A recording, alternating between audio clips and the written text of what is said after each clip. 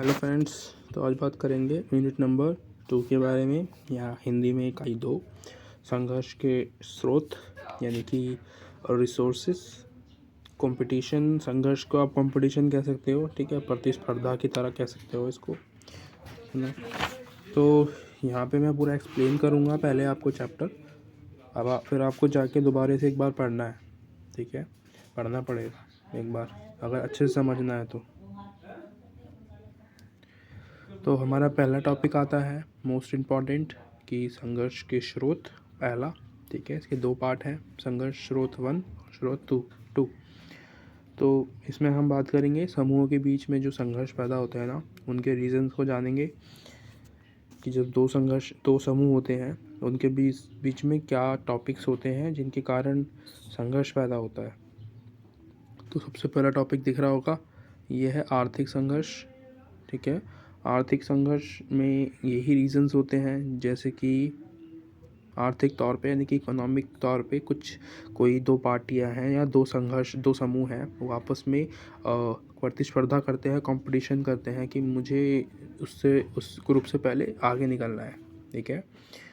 तो वो एक संघर्ष हो गया। अगला आता है हमारा मूल्य संघर्ष।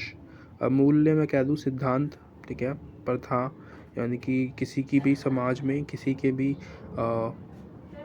कास्ट में या मतलब जाति में जो भी मूल्य होते हैं, जो वैल्यूज़ होते हैं उसकी कास्ट में, वो सब के लिए संघर्ष होता है, ठीक है।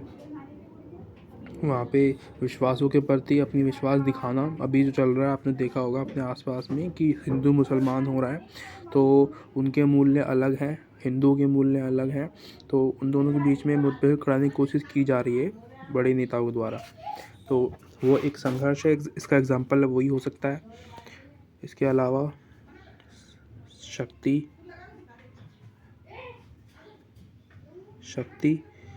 तो इसका शक्ति के लिए संघर्ष जो होते हैं, ठीक है, यानी कि अब जब दो समूह हैं तो एक समूह कोशिश करेगा कि उस पर प्रभाव जमाने की, है ना, अपनी ताकत दिखाने की कोशिश करेगा, उसको नीचे दिखाने की कोशिश करेगा। या फिर अगर हम दूसरा एग्जांपल ले पॉलिटिक्स का, तो 2 पार्टीज़ हैं, उन दोनों के बीच में चुनाव होते हैं, ठीक है। वो दोनों कोशिश करती हैं कि मैं जीतूं, पर जो जीतता है उसके पास सत्ता होती है, उसके पास शक्ति होती है, ठीक है। अगला आता है हमारा अप्रभावी संचार। तो कभी कभी क्या होता है, 2 ग्रुप्स होते हैं एक साथ खूब मिले जुल रहे हैं, बट क्या होता है कुछ विचार के कारण, एक दूसरे की जो धारणाएं हैं वो अलग होने के कारण उनमें मतभेद स्टार्ट हो जाते हैं, ठीक है। मतभेद यानी कि गलतफहमियां हो गई हैं, गलतफहमियों की वजह से दोनों में लड़ाइयाँ हो गई है ना। आप मूवीज़ में देखते होगे, साउथ की मूवीज़ हैं, 2 ग्रुप्स बना के रखते हैं, 2 गुंडे होते हैं टाइप के, या 2 दोस्त होंगे पहले जिगरी, वो आपस में लड़ जाएंगे और दुश्मन बन जाएंगे, है ना। तो गलतफहमी की वजह से बाद में वो गलतफहमियाँ दूर हो जाती हैं। तो इसमें ऐसी किस चीज़ें होती हैं।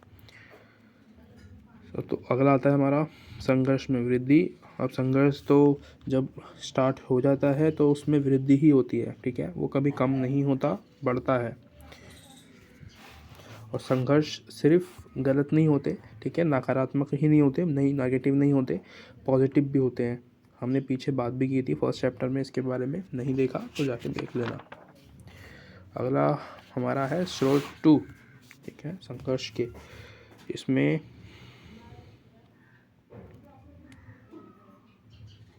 इसमें हम यहाँ से देखते हैं, कहाँ गया, ऐसे लोग, यहाँ पे, ठीक है।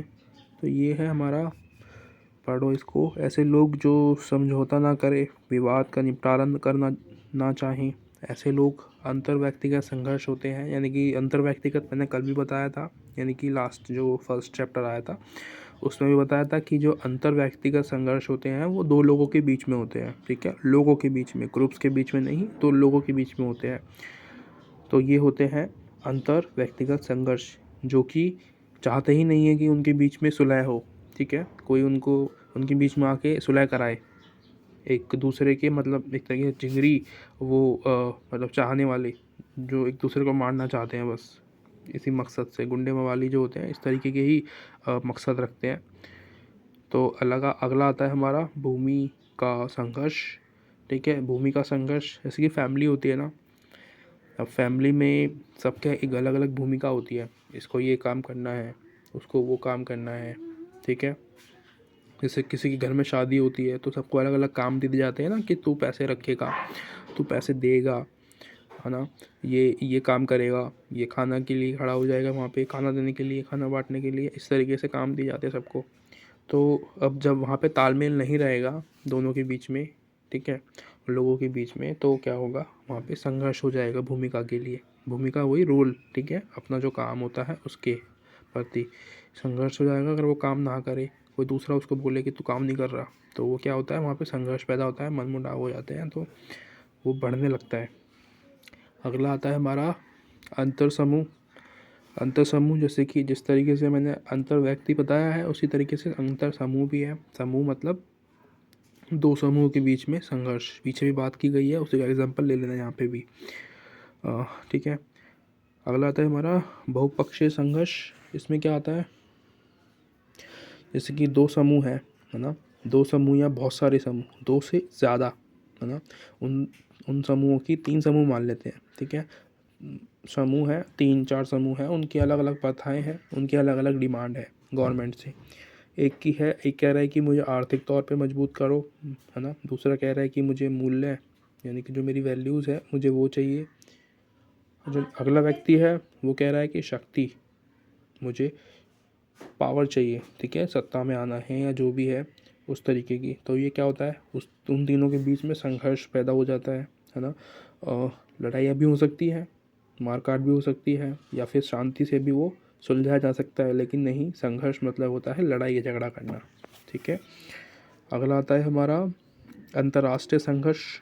अब अंतर्राष्ट्रीय संघर्ष जो टॉपिक है ना, ये वाला बहुत इजी है समझने लिए, सारा नहीं पढ़ूंगा मैं, पढ़ नहीं रहा मैं, आपको सिर्फ हेडिंग करके दिखा रहा हूँ कि मैं ये यहाँ पे हूँ यार। अब तो अंतर्राष्ट्रीय संघर्ष में दो देश या दो से ज़्यादा देशों के बीच में जो लड़ाइयाँ होती है संसाधनों के लिए, वो आते हैं। ऑलराइट, समझ में आ गया। यानी कि अंतर्राष्ट्रीय संघर्ष में दो देशों के बीच में लड़ाइयाँ क्यों होती हैं, संघर्ष क्यों होते हैं, संसाधनों के लिए, है ना, और मतलब सीमाओं के लिए, कि मेरे जो क्षेत्र है इतना बड़ा है, तेरा इतना है, तो आगे कैसे आ गया, जैसे इंडिया और उसमें पाकिस्तान या चीन के साथ में होता है, इस तरीके से ये अंतर्राष्ट्रीय संघर्ष में आता है हमारा, यानी कि देश से बाहर के अगर हम देखें तो। अगला हमारा टॉपिक आता है अंतर्राष्ट्रीय संघर्षों में खतरों के प्रकार। तो खतरों के कुछ 3 प्रकार हैं यहाँ पे, लेकिन उससे भी एक्स्ट्रा दिया हुआ है, देख लेंगे थोड़ा बहुत, पर 3 जो फोकस होगा हमारा वो 3 टॉपिक्स पे होगा। तो 3 प्रकार कौन कौन से हैं, सजा यहाँ पे, और खतरा, सजा का खतरा, और विजय का खतरा, विनाश का खतरा। ठीक है, तीनों के बारे में पढ़ेंगे। तो हम पहले पढ़ते हैं सजा का खतरा। सजा का खतरा क्या होता है, यानी कि जब कोई देश गलती करेगा, है ना, तो जो दूसरे देश हैं, जो दूसरे महादेश हैं, बड़े देश हैं, वो उसको माफ़ी मांगने के लिए कहेंगे, है ना, या फिर उसे किसी ना किसी तरीके से पनिशमेंट देंगे, उसके साथ किसी तरीके की संधि जो होगी उसको तोड़ सकते हैं, वो उसको उसके ऊपर अटैक भी कर सकते हैं, है ना, सज़ा दे सकते हैं। तो ये सज़ा का खतरा रहता है। देशों की बात कर रहा हूँ मैं, बहुत सारे देश, पूरे मतलब सबको जोड़ा जाए, इंडिया, पाकिस्तान, चाइना और रूस, अमेरिका, ये सब।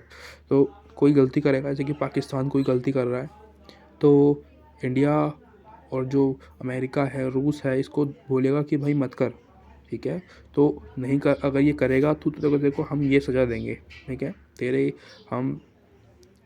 लोगों को मार भी सकते हैं, या मतलब किसी भी तरीके की सज़ा देंगे हम तुझे।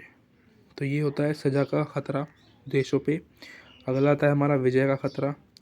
विजय का खतरा मतलब ये तो अच्छी बात है कि हम जीत जाएं, नहीं, विजय से मतलब है दूसरे देश हमारे ऊपर विजय ना पा ले, ठीक है, यानी कि जो अदर देश हैं, जो अदर कंट्रीज़ हैं, वो हम पे आक्रमण ना करना दे, और ना ही और हम पे मतलब कि हमारे देश में आके हम पे कब्जा कर ले, ठीक है। तो इस तरीके का खतरा रहता है देशों को। विनाश का खतरा, अब विनाश यानी कि जैसे कि हथियार, परमाणु हथियार है लोगों के पास, देशों के पास, लोगों के पास कह रहा हूँ। यहाँ पे है परमाणु हथियार, यानी ये ना बहुत छोटा है, मुझे दिक्कत होती है इसको करने में। तो ये रहा परमाणु हथियार। तो इसका जो विकास है ना, ये ख़तरनाक है, ये घातक है लोगों के लिए। तो इसका खतरा रहता है। जिसके पास है वो अपनी रक्षा के लिए यूज़ करता है इसको, ठीक है। जिसके पास नहीं है वो कैसे करे, उसे तो डर लगा रहेगा ना, उसके लिए वो संघर्ष करेगा कि यार ये परमाणु हथियार मुझे भी मिल जाए तो मैं भी सेफ फील करूँ, है ना। तो क्योंकि जवाबी हथियार को कि डरना बहुत ज़रूरी है। अगर सबके पास परमाणु हथियार होंगे तो लड़ाई ही नहीं होगी, है ना। क्योंकि देश एक दूसरे से डरेंगे कि इसके पास भी हथियार है, इसके पास भी परमाणु है, ये छोड़ेगा तो मैं भी, ठीक है।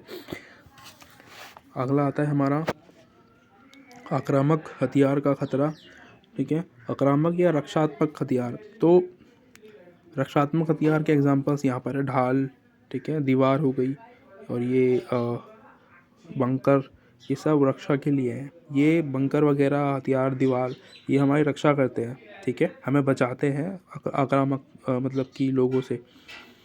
और आक्रामक जो हथियार होते हैं वो जैसे कि मिसाइल छोड़ दी, परमाणु हथियार, ये सब आक्रामक हथियार है ना। इससे कोई भी किसी को तबाह कर सकता है, है ना। तो ये हो गया। आगे बात करते हैं सीमा विवाद। तो ये भी हमने पहले भी पढ़ रखा है, इसके बारे में मैंने बता दिया था कि जो सीमा विवाद होता है कैसे होता है ना। दो देशों के बीच में जब लड़ाइयाँ होती हैं सीमा के लिए कि ये मेरी जगह है, वो मैं कह रहा है मेरी जगह है, तो ये सीमा विवाद हो गया।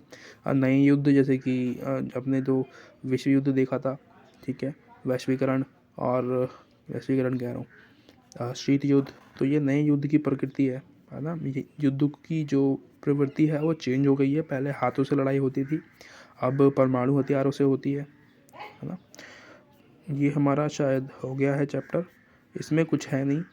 ये बता रहा है दक्षिण एशिया में जो देश हैं, जैसे कि हम 3 को ले लें, भारत, पाकिस्तान और चीन, इन दोनों के बीच में हमेशा संघर्ष चलता ही रहता है, ठीक है। 12 मास का यही फंडा है, कुछ ना कुछ वो उंगली करेगा, कभी यहाँ से उंगली करेंगे, तो मतलब यहाँ से उंगली कम होती है, पाकिस्तान चीन से ज़्यादा उंगली की जाती है। पता नहीं क्या, मतलब क्या है इनको, पता नहीं क्या चल रहा है।